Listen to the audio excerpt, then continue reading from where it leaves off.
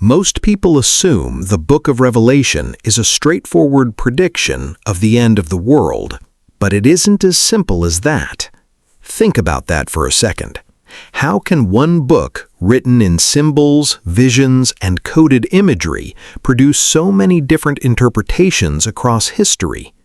Be honest. When you hear Revelation, do you picture a literal future timeline or a symbolic message hidden in ancient language? Traditionally, many Christians believe the Book of Revelation, written by John while exiled on the island of Patmos around 95 AD, is a prophecy of future global events, wars, judgment, and the final restoration of creation. That's the accepted version. But that's where things get interesting, because the text itself doesn't read like a normal timeline. It reads like a series of visions, beasts rising from the sea, seals being opened, trumpets sounding in the sky. That sounds straightforward until you notice one detail. The imagery closely resembles symbolic language used in earlier Jewish apocalyptic writings, especially texts from the Second Temple period between 200 BC and 70 AD. And this raises a question. Be honest, would that make more sense as a literal future report or a symbolic message written to people under Roman oppression? Then another detail appears. The number 666, often called the number of the beast, is widely interpreted as a future code of evil. But some scholars point out another interpretation. Using ancient Hebrew gematria, it may have been a coded reference understood by early audiences, possibly connected to political figures of the Roman Empire. That sounds direct until you realize Revelation rarely names anything plainly.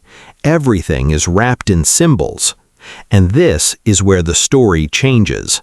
Most churches teach Revelation as a prediction of end-time events still to come. But the complication is this. Early Christian communities may have also read it as encouragement during persecution, not just prophecy about the distant future. Then another interpretation emerges. Some scholars suggest Revelation may function at multiple levels at once, historical, symbolic, and prophetic, meaning it wasn't designed to be locked into a single timeline. Which explanation sounds more convincing so far? Then something unexpected happens in the final chapters. The vision doesn't end with destruction alone.